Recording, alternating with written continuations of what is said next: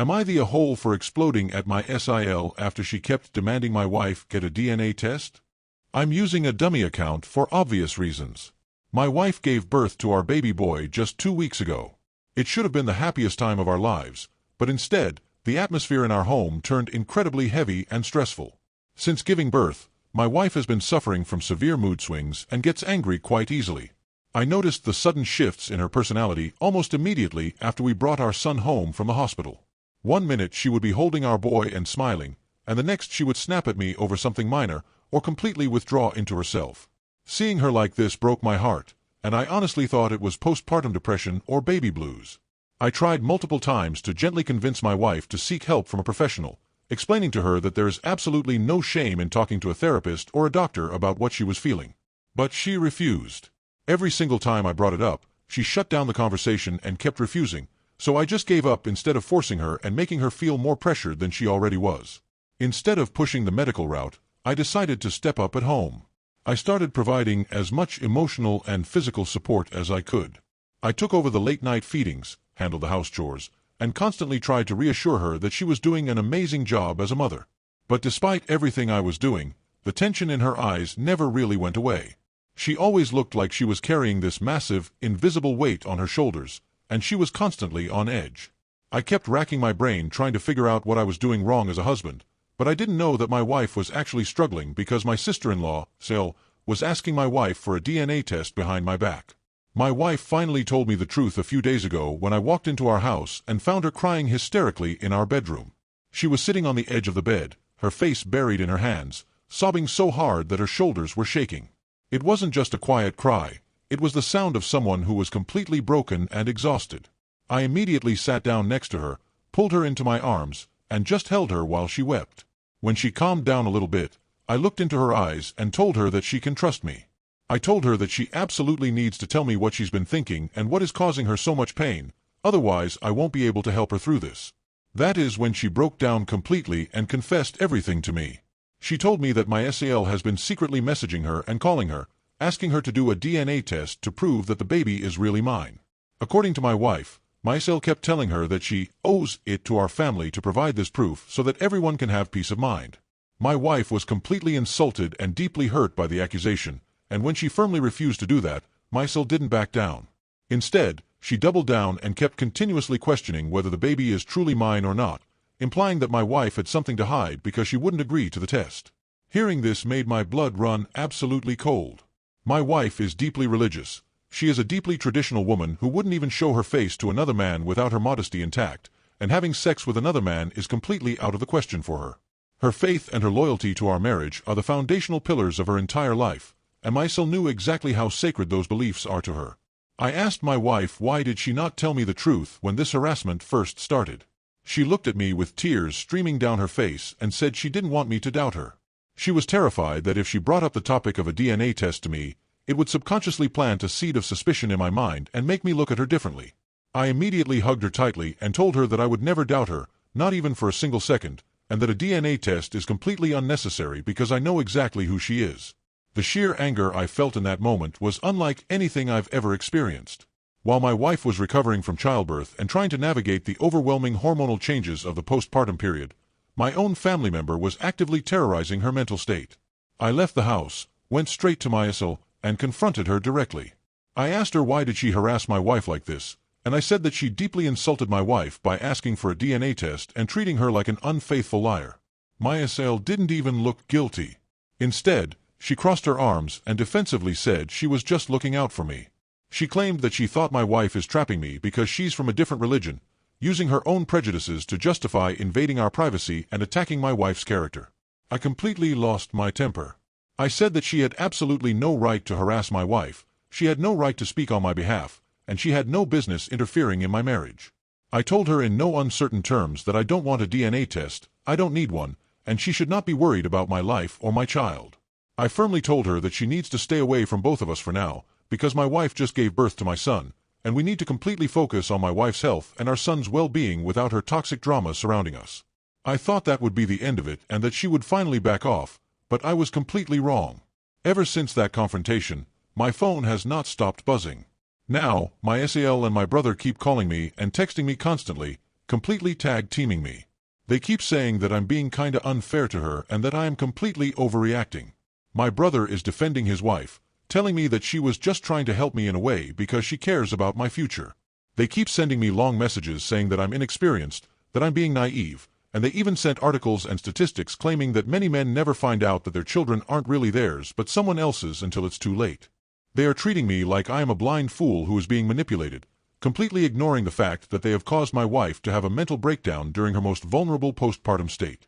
I know that my son is mine, and so is my wife. I trust her with my entire life, and I can literally bet my balls that my wife would never betray me. She has never given me a single reason to doubt her in all the years we've been together. But I don't know how to explain it to my SIL and my brother anymore, because they don't even want to listen to me or respect my boundaries. They just keep insisting that they are the rational ones and that I am being unfair for cutting them out. I am sitting here looking at my wife trying to rest, feeling so much rage toward my family for ruining what should have been a peaceful time for our new family. Am I the a-hole guy? Update. Long story short of my previous post, Maisel asked my wife for a DNA test to prove that our newborn son is actually mine behind my back, when I myself, as the father, never asked for it or doubted my wife for even 1 second. After I found out, I confronted Maisel and asked her why my wife was the only woman expected to prove herself. I asked her if she had ever gone around demanding DNA tests from other women in our family. I also told her that questioning my wife's character only 2 weeks after she had given birth, while she was already emotionally unstable and exhausted, was cruel and unnecessary. My SAL repeated the same things she had been saying before. She claimed she was only trying to protect me and talked again about how many men supposedly raise children that are not biologically theirs. I told her very clearly that she was creating unnecessary problems in my marriage and family when there was no issue to begin with. I trust my wife completely, and I do not need anybody planting doubts in my head. After that conversation, I told both her and my brother that I wanted distance from them for a while. I said my focus needed to be on my wife's health and my son, not family drama. I stopped responding to calls and messages after that. That was about a month ago. Things at home have honestly been difficult, but also calmer. The first few weeks after my original post were exhausting. My wife was still emotional almost every day.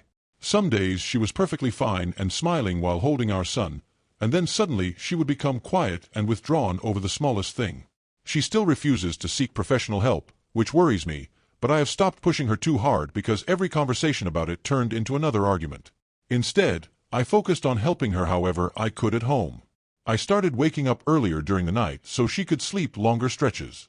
I learned how to properly calm our son when he cries instead of immediately handing him back to her. I also started helping more around the house because she was becoming overwhelmed trying to handle everything herself. Slowly things improved. She started going outside again instead of staying inside the bedroom all day. She began doing breathing exercises and some light physical activity with guidance from videos online. Her appetite got better too. During the first couple weeks, she barely touched food unless I reminded her. Now she cooks sometimes again and even laughs occasionally while talking to me or holding the baby. Seeing that improvement honestly relieved me more than anything else. Even with things getting better, I could still tell that what my SL said stayed in her mind. One night while we were sitting together, my wife randomly asked me if I was absolutely sure I never doubted her. I told her again that I trust her completely and that there was never even a moment where I questioned whether our son was mine. She cried after that, not loudly or dramatically, just quietly. I think the whole situation hurt her much deeper than she admits. Then yesterday, completely out of nowhere, Maisel called me. I almost did not answer because I assumed it would just be another argument, but I picked up anyway. Surprisingly, she sounded calm for once. She apologized for what she said and admitted that she crossed boundaries she should never have crossed. She told me she regretted involving herself in our marriage and said she never intended to hurt my wife mentally after childbirth. She also said she missed us and did not want the family permanently divided because of her actions. Then she asked if she could speak to my wife directly and apologize to her personally. I told her I would think about it because, honestly, I did not know what to say at that moment. Part of me appreciated the apology, but another part of me still felt angry remembering the condition my wife was in when all this happened. Before ending the call, Maisel also asked me not to completely cut my brother out of our lives. She said he misses his nephew and feels punished for something he did not personally do.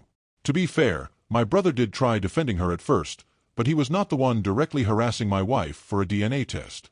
Since I stopped talking to them, he has sent me several messages asking how the baby is doing and whether my wife is okay. I mostly ignored them because I wanted peace at home more than anything else. After the call, I told my wife everything. I expected her to become upset immediately, but she surprised me. She sat quietly for a while before saying that maybe accepting the apology would be better long-term. According to her, we cannot permanently cut my brother and his wife out of our lives forever over this situation, especially since our families are very close. She said she does not want tension every time there is a family gathering in the future. She also told me she believes people can make mistakes and regret them afterward. Still, I could tell she was nervous even while saying all this. My wife is much stronger emotionally than she was a month ago, but she is not fully back to normal yet. It took a lot of patience and effort just to get her into a better mental state again. That is why I am hesitant. I am afraid that if my SAL says even one wrong thing during the conversation, it will undo all the progress my wife has made over the past month. Right now, our home finally feels peaceful again. My wife smiles more, spends more time with our son, and is not crying every day anymore. I do not want to risk throwing her back into that emotional state. What still bothers me the most is the fact that my SAL is also a woman.